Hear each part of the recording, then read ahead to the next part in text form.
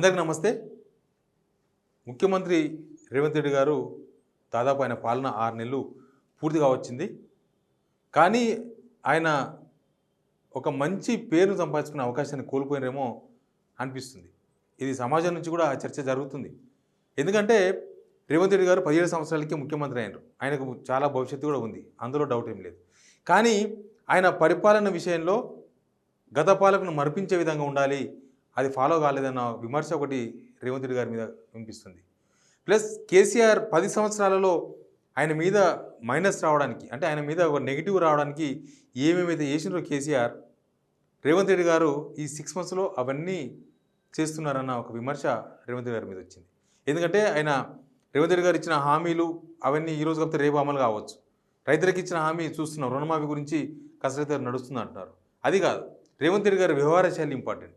ముఖ్యమంత్రి కాకముందు మీరు ఏం మాట్లాడినా నడిచింది, కానీ ముఖ్యమంత్రి అయిన తర్వాత ముఖ్యమంత్రి హోదాలో ఏది మాట్లాడితే నడుస్తుంది అనేది చాలా ఇంపార్టెంట్. జనం ప్రతి ఒక్కరు పరిశీలిస్తూ ఉంటారు. కాబట్టి మీరు లాంగ్వేజ్ ఇంపార్టెంట్. మీ లాంగ్వేజ్లో అసలు మొన్నటిదాకా అయితే మీ లాంగ్వేజ్ని వినాలంటే చాలా ఇబ్బందికరంగా జనం ఫీల్ అయ్యారు. అసలు కేసీఆర్ తిట్టినప్పుడు మీరు ఆ తిట్లను తప్పుపట్టినరు. కేసీఆర్ ముఖ్యమంత్రి హోదాలో ఉండి ఎట్లా తిడతారని. కానీ ఒక పెద్ద మనిషిగా కేసీఆర్ మాట్లాడినప్పుడే ఆ భరించలేని ఆ తిట్లను మీరు తిడితే జనం ఎట్లా భరిస్తారనుకున్నారు. అది ఒకటి అర్థం కాని విషయంగా మారింది. ప్లస్ కేసీఆర్ తిట్లను రేవంత్ రెడ్డి తిట్టుతో పోల్చిన వాళ్ళు ఇప్పుడు ఏమంటున్నారంటే రేవంత్ రెడ్డి తిట్లు కేసీఆర్ తిట్లతో పోల్చలేము, కేసీఆర్ తిట్టిన తిట్లు కావు, ఆయన కనీసం వ్యంగ్యంగానైనా మాట్లాడేవాళ్ళు. రేవంత్ రెడ్డి అయితే డైరెక్ట్ తిట్లే, దీనిలో వ్యంగ్యం లేదు, ఏమీ లేదు.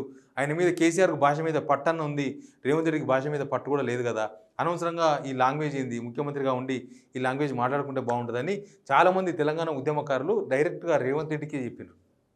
అట్లాంటి పరిస్థితి తెలంగాణ సమాజం కూడా ఎందుకు రేవంత్ రెడ్డి ఇట్లా మాట్లాడుతున్నారని ఒక రకమైన చర్చ జరిగింది. ఆ తర్వాత వరుసగా తెలంగాణ సెంటిమెంట్ విషయంలో రేవంత్ రెడ్డి తప్పుగా వ్యవహరించారు. ఒకటి, మన రాష్ట్ర గీతంగా ఉన్న జయ జయ తెలంగాణకు కీలకమైన సంగీతం విషయంలో తెలంగాణ సమాజం నుంచి కొంత వ్యతిరేకత ఎదురైంది. అప్పుడు కొంత రేవంత్ రెడ్డి గారు ఆలోచించి ఉంటే బాగుండేది. కానీ ఆయన ముందుకు పోయినరు, లాస్ట్గా ఆ పాటను రాష్ట్ర గీతంగా గుర్తింపునిచ్చిండ్రు, అది కీలకమైన సంగీతంతో ఇచ్చిండ్రు. ఇది ఆయన జీవితంలో, ఆయన రాజకీయ జీవితంలో ఇది ఒక మచ్చగా మిగిలిపోయింది. అది అందరూ ఆ విధంగానే మాట్లాడుతున్నారు.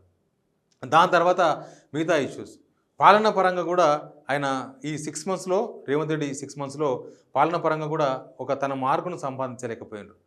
సేమ్ టైం గత పాలకులతో పోటీపడి చేయాల్సిన పనిని కనీస పనిని చేయలేకపోయారు. రైతులు పంటలు ఎండిపోతే దాన్ని డీల్ చేయలేకపోయింది ప్రభుత్వం. రైతులకు నీళ్లు లేకపోతే దాన్ని దేశమంతా లేవు నీళ్ళని ఎబ్బెట్టుగా మాట్లాడినారు సీఎం రేవంత్ రెడ్డి గారు. అట్లాంటి విషయాలు రైతులలో తీవ్రమైన చర్చకు దారితీసినాయి. ప్లస్ ఈ స్కీమ్స్ విషయంలో రేవంత్ రెడ్డి చెప్పిన స్కీమ్స్, గతంలో ఇచ్చిన హామీలు అమలు చేసే విషయంలో రేవంత్ రెడ్డి మాట మీద నిలబడకపోవడం కూడా ఆయనకు ఒక నెగిటివ్గా కనిపిస్తుంది.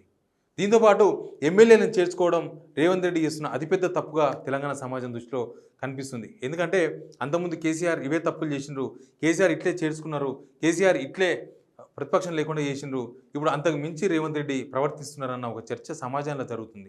నిజానికి కేసీఆర్ 5 సంవత్సరాలు ఫస్ట్ 5 years పాలన చాలా బాగా జరిగింది. కానీ సెకండ్ 5 yearsకి వచ్చేవరకే ప్రభుత్వం మీద తీవ్రమైన వ్యతిరేకత వచ్చింది జనాల్లో. కానీ రేవంత్ రెడ్డి పాలన పైన 6 నెలలకే తీవ్రమైన వ్యతిరేకత వచ్చింది. అది ఎక్కడి దాకా వచ్చిందంటే చాలామంది అంటున్నారు రేవంత్ రెడ్డి కన్నా కేసీఆర్ చాలా బెటర్ ఉండే కదా, ఎందుకు ఇట్లాంటి చర్చలు జరుగుతున్నాయి అనేది రేవంత్ రెడ్డి గారు ఆలోచించుకోవాలి. ఇదేదో రాజకీయ విమర్శలు కాదు, ప్రతిపక్షాలు మాట్లాడితే మీరు పట్టించుకోవాల్సిన అవసరం లేదు. కానీ జనం నుంచి వస్తున్న ఆ కామెంట్ వెనుక ఏముంది, జనం ఎందుకు అట్లా మాట్లాడుతున్నారనే విషయాన్ని రేవంత్ రెడ్డి గారు పరిగణలోకి తీసుకోవాల్సిన అవసరం కనిపిస్తుంది. ప్లస్ ఎమ్మెల్యేల కొనుగోలు విషయంలో మీరు చాలా దూకుడుగా ముందుకు పోతున్నారు, ఇది మీకు కంప్లీట్ నెగిటివ్గా మారినట్టుగా కనిపిస్తుంది. ఎమ్మెల్యేల చేరిక అది మీ వ్యూహం ఏందో, మీ ప్లాన్ ఏందో అది ఎవరికి అర్థం కాకపోవచ్చు, కానీ అది మాత్రం మీకు ఒక బ్యాడ్ సిగ్నల్స్ ఇస్తుంది. రేవంత్ రెడ్డి కూడా కేసీఆర్ని మించిపోయినరు. రేవంత్ రెడ్డి గారు కూడా కేసీఆర్ కన్నా ఎక్కువ ఇట్లాంటి వ్యవహారాలు, ఇట్లాంటి రాజకీయాలు చేస్తున్నారు. రాష్ట్రంలో ప్రతిపక్షం ఉండకుండా రేవంత్ రెడ్డి గారు ఏదో ప్రయత్నం చేస్తున్నారు. ఇది మంచిది కాదన్న ఒక సిమ్టమ్స్ మాత్రం సమాజానికి పోయినాయి. ప్లస్ మంత్రుల మీద వచ్చిన ఆరోపణలు, ఆ ఆరోపణల విషయంలో మీరు వ్యవహరించిన తీరు కూడా మీ మీద కొంత నెగిటివ్ ఇంపాక్ట్ కనిపిస్తుంది. మంత్రుల మీద నెగిటివ్, వాళ్ళ మీద ఒక ఆరోపణలు వచ్చినప్పుడు దాన్ని ఏ విధంగా కౌంటర్ చేయాలి, లేకపోతే దాన్ని ఏ విధంగా కాదు అవినీతి జరగలేదని చెప్పే ప్రయత్నం చేయకపోవడం అనేది ప్రభుత్వానికి చెడ్డ పేరు తీసుకొచ్చినట్టుగా కనిపిస్తుంది. మొత్తంగా తెలంగాణ వచ్చిన తర్వాత ఎట్లాంటి రాజకీయాలు ఉండకూడదు అనుకున్నామో ఆ రాజకీయాలు గత ప్రభుత్వంలో చూడడం, అంతకు మించి మీ ప్రభుత్వంలో చూడడం తెలంగాణ సమాజానికి కొద్దిగా జుగుప్సాకరంగా కనిపిస్తున్నాయి. తెలంగాణ సమాజం క్లీన్డ్ పాలిటిక్స్ కావాలని కోరుకుంటుంది. ఆ క్లీన్డ్ పాలిటిక్స్ లేకపోవడం అది మీకు నెగిటివే. ఎందుకంటే మీరు ఇప్పుడు అధికారంలో ఉన్నారు. మీరు చేసే ప్రతి అంశాన్ని ప్రజలు పరిగణలోకి తీసుకుంటారు. మీరు మాట్లాడే ప్రతి మాటను వాళ్ళు వింటారు. మీరు ఏం చేస్తున్నారనేది అబ్జర్వేషన్ ఉంటుంది. కానీ ఎందుకో ఎక్కడనో మీరు ఒక మంచి అవకాశాన్ని కోల్పోయినరు.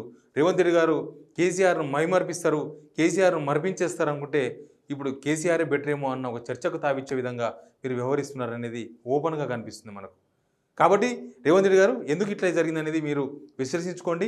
ఎక్కడ నెగిటివ్ మార్క్స్ పడుతున్నాయి, ఎక్కడ ఈ ప్రాబ్లం వస్తుంది, ఎందుకు ఇట్లాంటి టాక్ వస్తుంది జనాల్లో అనేది కూడా మీరు చూసుకోవచ్చు. కానీ గత ప్రభుత్వం మీకు ఆ ప్రభుత్వంలో జరిగిన తప్పులు మీకు అన్నీ తెలుసు. ఆ గత ప్రభుత్వంలో జరిగిన తప్పుల అనుభవాలను మీకు తెలుసు. ఆ అనుభవాలను దృష్టిలో పెట్టుకొని అవి మళ్ళీ దొరలకుండా ఉండాలని సమాజం కోరుకుంటే మీరు ఆ తప్పులను మించి తప్పులు చేస్తూ సమాజానికి దొరికిపోతున్నారు. ఇది ఎక్కడనో మిస్టేక్ ఉంది. మీరు ఒక మంచి అవకాశాన్ని కోల్పోయినని మాత్రం ఖచ్చితమైన కామెంటు సమాజం నుంచి కనిపిస్తుంది. Please subscribe signal TV.